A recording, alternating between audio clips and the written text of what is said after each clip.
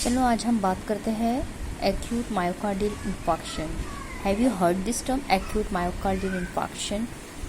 This is the term use for मतलब infarction means death, damage of the heart tissues. और ये क्यों होता है? Acute means sudden heart attack जो आता है, मतलब उसको भी हम एक्यूट मायोकार्डियल इंफार्क्शन बोलते हैं। हाँ, हार्ट अटैक के जो मेन कॉज है, मतलब उसको अगर देखा जाए तो ब्लॉकेज ऑफ कोरोनरी आर्टरीज में कोई ऑब्स्ट्रक्शन है, कोई ब्लॉक है। और ये ब्लॉकेज मोस्टली फॉर्म होता है अथेरोस्क्लेरोसिस है या एम्बोलिज्म है, प्लैक फॉर्मेशन है। तो उसकी वजह से कभी कभी जो कुछ अथेरोस्क्लेरोसिस है, जैसा कोलेस्ट्रॉल बढ़ा हुआ है पेशेंट के ब्लड में, उसकी वजह से अगर आर्टरीज में अथेरोस्क्लेरोसिस हुआ, फैटी डिपोजिशन हुआ, अगर उसमें से कुछ पार्ट्स अलग होके हार्ट के जो आर्टरीज रहता है उसको ब्लॉक कर देते हैं, उसकी वजह से जो है तो परफ्यूजन रहता है, यानी जो ब्लड सप्लाई जो रहता है हार्ट की मसल्स को, वो स्टॉप हो जाता। उसकी वजह से हार्ट के जो मसल्स है तो परमानेंट डैमेज हो जाते हैं, परमानेंट टिश्यू डैमेज हो जाता। उसको ही हम क्या बोलते हैं, और जब वहाँ ब्लड फ्लो सही से नहीं होता तो ऑक्सीजन भी नहीं पहुँच पाता उस टिश्यूज़ तक, उसकी वजह से टिश्यूज़ की डेथ हो जाती है। और वो टिश्यूज़ उसके बाद कभी कुछ भी काम के नहीं रहते, वो टिश्यूज़ में बस डायरेक्ट डैमेज होता, वो फिर इन्फ्लेमेशन के साइन एंड सिम्टम्स वगैरह आते हैं। उसके बाद फिर वो फाइब्रोसिस होता, वो टिश्यूज़ नॉर्मल हार्ट का जो फंक्शन है पंपिंग, उसमें कुछ खास उसका फिर फंक्शन नहीं रह जाता। ऐसा ये होता है एक्यूट मायोकार्डियल इंफार्क्शन। और ये इमरजेंसी कंडीशन है। अगर पेशेंट को फ़ौरन ट्रीटमेंट मिल जाए, पेशेंट को फ़ौरन हॉस्पिटलाइज कर दिए, अगर उसके अकॉर्डिंग टू सिम्टम्स या जो कुछ भी है उसके, जैसा उसको चेस्ट पेन हो रहा है, डिस्कम्फर्ट है, और उसको for emergency medical first aid फ़ौरन मिल जाए तो पेशेंट की जान बच सकती है।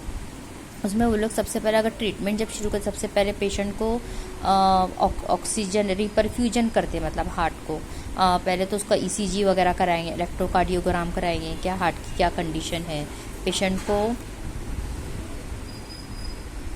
और उसको फिर उसके मतलब पेशेंट का ब्लड टेस्ट वगैरह कराएंगे, कार्डियक बायोमार्कर्स देखेंगे। जैसा हार्ट में से डैमेज हो जाते हैं तो हार्ट के जो डैमेज टिश्यूज़ है वो एक एंजाइम रिलीज़ करते हैं जिसको हम बोलते हैं ट्रोपोनिन। तो उससे पता चल जाता है मतलब क्या ना हार्ट अटैक आया है।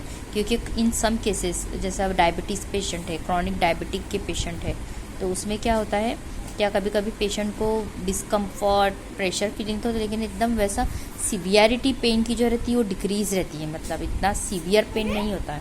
तो उसकी वजह से पेशेंट को कभी कभी हार्ट अटैक भी आके चले जाते हैं, लेकिन पेशेंट को उतना फील नहीं होता, उतना समझ में नहीं आता।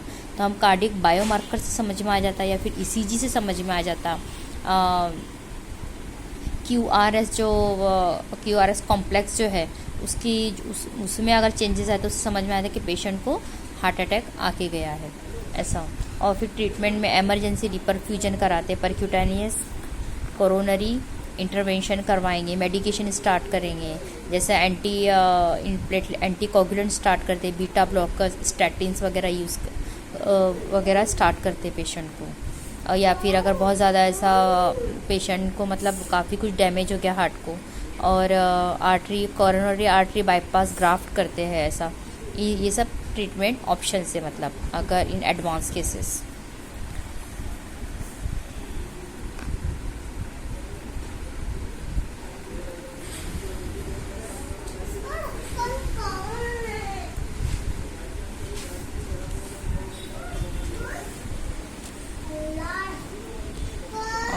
एक्यूट मायोकार्डियल इंफार्क्शन में मोस्टली जो है तो पेशेंट को बहुत सीवियर पेन रहता है, और पेन भी मतलब ऐसा जैसे डिस्कम्फर्ट, प्रेशर फीलिंग, ऐसा लग रहा है कोई दबा रहा है मतलब चेस्ट को, स्क्वीजिंग टाइप ऑफ पेन।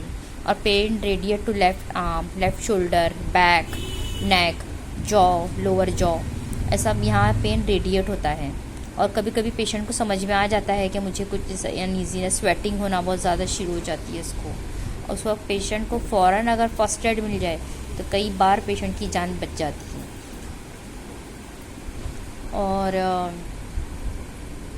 और कभी कभी ऐसा होता है कि जैसा मतलब एक्यूट मायोकार्डियल इंफार्क्शन, मतलब एक बार हार्ट अटैक आके गया, उसके बाद जितने भी % हार्ट डैमेज हुआ, फिर डॉक्टर्स कई डाइट एंड रेजिमेंट रेस्ट्रिक्ट कर देते हैं, ऐसा। और या फिर एंजियोप्लास्टी वगैरह हुआ उसके बाद भी ऐसा। तो कभी कभी सेकेंड और थर्ड टाइम भी पेशेंट को हार्ट अटैक आता है। और ये बात हमेशा याद रखिए, एक बार अगर हार्ट टिश्यूज़ डैमेज हो गए, हार्ट के जो मसल्स है, मायोकार्डियल मसल्स जिसको बोलते हैं, कार्डियक मसल्स जिसको बोलते हैं, तो मायोकार्डियम जो सेकंड लेयर रहती है वो मसल पार्ट रहता है हार्ट का, तो वो अगर एक बार डैमेज हो गए तो वो सिर्फ अपने आप को जब हीलिंग होती है तो फाइब्रोसिस से होती है। वो मसल दोबारा रिकवर नहीं होते, रीजनरेट नहीं होते वो मसल्स बाद में ऐसा। अगर समझो 50% मसल डैमेज हो गए तो बाद में आइंदा के लिए हार्ट 50% ही काम करता है, 50% मसल्स ही उसके काम करते हैं पंपिंग एक्शन के लिए। अगर 60-70% डैमेज हो गए तो 40% ही मसल्स काम करते हैं, बाकी वो सिर्फ एक रहता है हार्ट का बस एक फाइब्रोसिस के तौर पे ऐसा। इसके लिए ध्यान दीजिए, मतलब बी सेफ, मतलब अपने आप को सेफ रखिए। अगर एक्यूट मायोकार्डियल इंफाक्शन के जो भी कॉजेज जैसे अथेरोस्क्लेरोसिस है, तो अथेरोस्क्लेरोसिस मतलब जो हार्डनेस ऑफ आर्टरीज है, कोलेस्ट्रॉल डिपोजिशन है, कोई एलिवेटेड लेवल ऑफ कोलेस्ट्रॉल है अगर ब्लड में, तो उसको मतलब कम करिए आप ऐसा मेडिकेशन के ज़रिए, अपनी डाइट के थ्रू, एक्सरसाइज है, और अपनी जो डेली रूटीन में उसमें चेंजेस लाइए, मतलब खाने पीने की चीज़ के जो मतलब डाइट एंड रेजिमेंट को रेस्ट्रिक्ट कीजिए, एक्सरसाइज करिए। अगर शुगर के पेशेंट है तो शुगर को कंट्रोल में कीजिए, मेडिकेशन के ज़रिए, एक्सरसाइज के ज़रिए, जो कुछ भी कर सकते हैं ऐसा। स्ट्रेस फ्री लाइफ स्टाइल रखिए अपनी, जो कुछ भी है अपने आप को मेंटेन करिए ताकि अपने आपके जो हार्ट अटैक के जो चांसेस है वो कम हो जाए। Thank you.